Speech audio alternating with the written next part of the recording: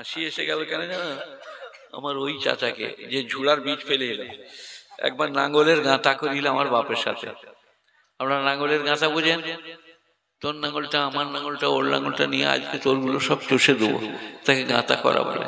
এইরকম একটা তালের আঁকু নিয়ে ফালে লাগিয়ে দিয়েছে, আর ফাট ফাট ফাট ফাট যাচ্ছে। বাপজি বললে কি ব্যাপার বুঝো ভাই, তোমার নাঙ্গলটা অত জোরে যাচ্ছে? ওই তোর গরুগুলোর বল আছে নাকি আমার দেখ। তার মানে আঁকুর বোঝেন তো, আঁকুর সেইটাকে ফালে লাগিয়ে দিয়েছে, ফাট ফাট ফাট ফাট ফাট ফাট ফাট। তারপর বাপজি বলছে ভাই তুমি যে এই দু কাটা চলে কাদা হয় নাই তো? বলে তোর ভুঁইয়ের দোষ। তারপর বাপজি নাঙ্গলের মুঠার কাছে যেয়ে বলছে মুজো ভাই এটা কি লেগে গিয়ে আমি কি করবো? ওটাই আর গরুর কষ্ট হবে না। আগে তুমি বুঝো, আঁকুর বুঝো, তাহলে নাঠি বুঝো। হ্যাঁ, যদি কখনো শ্বশুর ঘর যাস তাহলে লাঠিটা শ্বশুরের নাঙ্গলে লাগিয়ে দিবি, দেখবি কিরম চাষ হবে। সারা জামাইকে মেরে তাড়বে না, তাহলে লাঠিটা আমার এতে। হ্যাঁ, কি বলছিলাম আপনাদিকে?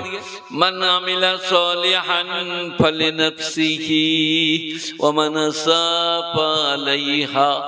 যে বা যারা ভালো কাজ করবে পুরস্কৃত হবে, যে বা যারা মন্দ কাজ করবে তিরস্কৃত হবে। আপনারা কি বলছেন বলুন?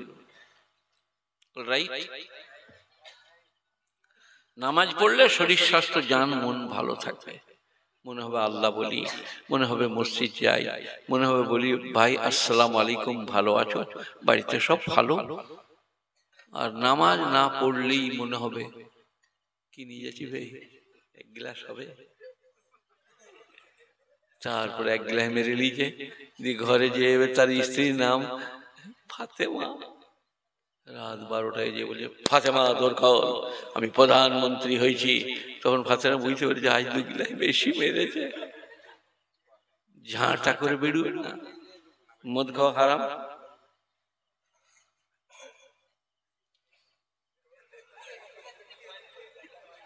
কিছু বললে আমার লেগে, কিছু বললে হ্যাঁ গোটা গাঁকে জড়ো করে পিঠকে ফাটিয়ে দেবো আমার লেগে বললে। বলতে পারি বা না পারি, গাঁয়ের লোকেরা বলেছে আপনি ভালো লোক, লই গো যা পারি তাই করি, চুপ করো। খেয়ে নিয়েছি ভাজা মাছ, এত মজা হইল। আমি আবার বললাম কাগজি দিয়ে একটু সরষের তেল দিয়ে কাঁচা লঙ্কা দিয়ে সেনে দাও তো, তো উড়িয়ে দিলাম প্লেটটা, কিচ্ছু নাই প্লেটে। মাছ সানা খুব ভালোবাসি, ডাল সানা, পোস্ত সানা, সব সানা। আমি আর সোহরাব ভাই জলসাই গেলে দুজনাই টমেটো শান্তম, মাছ শান্তাম, তারা করতো না, আমরাই করতাম। সোহরাব বুঝেছেন বীরভূমে আপনাদের ঘুড়িসাই ছিল বিখ্যাত, আর বর্তমানে ঝিলু মঙ্গল কোটে বাড়ি, একবারই অল্প বয়সে মারা গেছে। আমাকে খুব ভালোবাসতো, খাতির করতো, আর আমি খুব ইয়ার্কি করতাম। তো আমরা সানা শুনি খেতাম। এটা হয়ে গেল মান আমিলা সালিহান ফালিনাফসিহি ওয়া মান আসাআ ফালাইহা। এরপরে গুণীজনেরা জ্ঞানীজনেরা যে যেমন করবেন সে তেমন পাবেন। এইটাতে বয়ান করি ওয়াইলুল লিকুল্লি হুমাযাতিন লুমাযাহ, এটা 30 পারা, একবারে ডগের দিকে সোরা। ওয়াইলুল লিকুল্লি হুমাযাতিন লুমাযাহ, যারা লাগা ভাজা করিবে একের কথায় অপরকে লাগাবে তারা জাহান্নামে যাবে। জাহান্নামটার নাম কি? ওয়াইল। আর এর আড়ত কোনটা বড় দিন? পাড়ুইয়ে না বোলপুরে? এর আড়ত হচ্ছে মেয়েরা, গিবত চুগলির আড়ত। আড়ত মানে যেখানে মাল কম থাকে, লয় 2 কেজি 1 কেজি থাকে, কি আড়ত মানে কি? গাড়ি গাড়ি মাল। তো মেয়েরা হচ্ছে গাড়ি গাড়ি গিবত চুগলি।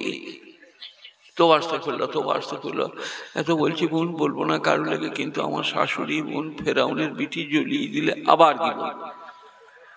তো বাস্তা করলো বোন বলবো না, মনে করছি খালি বেরিয়ে যাচ্ছে বোন, আমি মনে মনে করছি আমি গরম ভাতের হাঁড়িটা নিয়ে শাশুড়ির উপরে পড়বো, পড়ে পুড়িয়ে মেরে দেবো। তো বাস্তা করলো। মেয়েদের তওবা হচ্ছে একবারই সস্তা।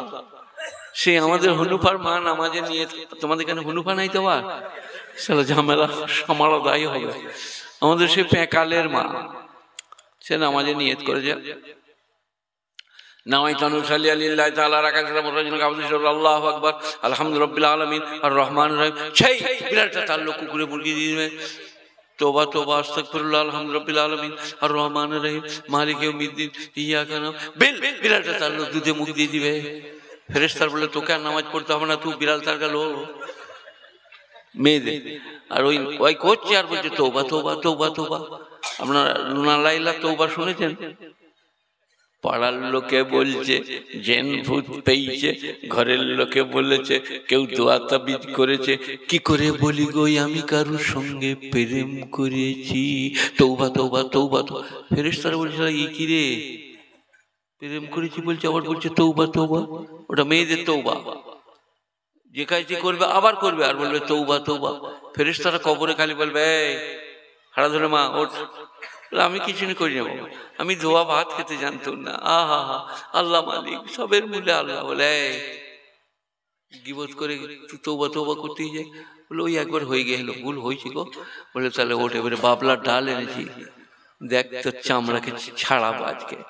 মেয়েদের সেখানে মেয়েরা যারা আজকে এসছো শুনছো, তৌবা করে নাও, আর জীবনে গিবত করবো না, চুগলি করবো না। নাহলে খেয়ারুকুম লে আহলি, মিশকাত শরীফ 2 খণ্ড কিতাবুন নিকাহ। খেয়ারুকুম লে আহলি, তোমাদের মধ্যে উত্তম পুরুষ সে যে নিজের বিবির কাছে উত্তম। যার স্ত্রী বলে আমার স্বামীর মতো স্বামী হবে না, সে উত্তম পুরুষ। কিন্তু চলো আমাকে সাথে করে নিয়ে আমি বাইরে দাঁড়াবো, তুমি দরজায় ঢুকে মেয়েটাকে বলবে তোমার স্বামী কেমন। বলে ওরে বাপরে বীজ শয়তান গো, খালি গাল দেয়, ওর নাম বাকানে হাজি। স্বামীর লেগে বলবে। সেই কারণে জান্নাত বীরভূমের লোকরা যাবে, কারণ আমার বিয়ের এলাকা।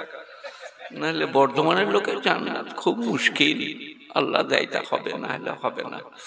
ওয়াইলুল লিকুল্লি হুমাযাতিল লুমাযা, ওয়াইল জাহান্নাম তাদের জন্য যারা হুমাযা লুমাযা করে, গীবত চুগলি করে, লাগা ভাজা করে। এখনো হয় না, এখনো ডেফিনেশন বাকি আছে।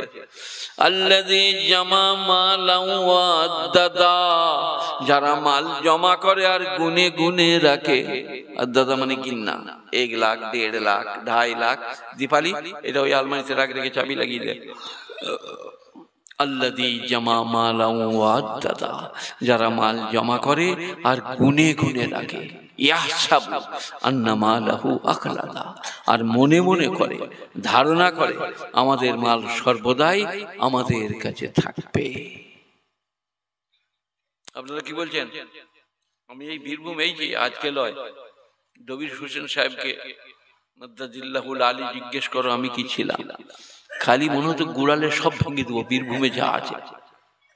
আজকে কুকুরে ঠেলে দিলে ধরাস, বিড়ালে ঠেলে দিলে ধরাস। একবার এই দিকে ধরছে বাঁ দিকে, একবার ডান দিকে। সেই আমার যে লোক দুটো আমাকে ধরছিল, যাদের ঘরে ছিলাম তাদেরকে জিজ্ঞেস করো, খালি উল্টিয়ে যাচ্ছি। এই যে এইটা পেছনে আছে, নাহলে এতক্ষণ আমি ওই দিকে ধরাস। সব সময় একদিন সমান যাবে না। সব নামাজ আরম্ভ করে দেন মায়েরা বোনেরা, আর তওবা ইস্তেগফার, আর দান খয়রাত। চাচাই তো বোন, খালাই তো বোন, খালাই তো ননদ, চাচাই তো ভাত যদি ঘরকে আসে, সালাম আলাইকুম বোন থাকো, আজকে চাচি না খেয়ে যেতে পারবে না, কিন্তু বলে দিচ্ছি তোমার লেগে আমি ডাল টমাটোর ইত্যাদি চাপাচ্ছি, চাচি খেয়ে যাবে। এই একটা ননদ। আর একজন এসে বললো বাবু তোর বাস কটাই, কখন ঘর যাবি। এই একজন। কবরে ফেরেশতারা বলবে ওঠ। বলে আমি কিছু করি নাই বাবা, আমার একবারই ধোয়া তুলুসি। বলে তোর ননদকে তুই বলিস কখন ঘর যাবে। হ্যাঁ গো বলিস না বটে, যে 9টার বাসটা ছেড়ে গেলে কিসে যাবি, তাই তাকে ঘর পাঠাবার ব্যবস্থা করিলাম। বলে রেডি হ, তোকে এবারে ঘর পাঠাবো আমরা, পিঠের চামড়াটা ছাড়িয়ে দেবো। আত্মীয় স্বজন এলে মেয়েদিকে বলছি বলবে থাকুন বসুন, আহা আল্লাহ আপনার ভালো করুক, মেহেরবান বেনিয়াজ পাক, আপনার ছেলের অসুখ ভালো হয়ে যাবে, হাসপাতালে থাকলে ডাক্তার ছুটি দিয়ে দেবে। যদি আত্মীয় স্বজনকে ঘরে বস করিয়ে রাখেন, খানা খাওয়ান, ভালোবাসেন, সবাই করব বলুন আজ থেকে ইনশাআল্লাহ। আত্মীয় স্বজনকে। এখন যেটা বড় পাপ চলছে, এই আমার আগের যারা বক্তা সব তারা মনে করছে নামাজ না পড়া বড় পাপ, রোজা না রাখা বড় পাপ, হজ না করা বড় পাপ। না, বড় পাপ হচ্ছে আত্মীয়তা ছিন্ন করা। চাচাতো, খালাতো, মামাতো, ফুফুতো ভাই, আসসালামু আলাইকুম ভাই, ভালো আছো, এসো ঘর দিয়ে 2 কাপ চা খাই গা দুজনাই। এইটার বিরাট অভাব।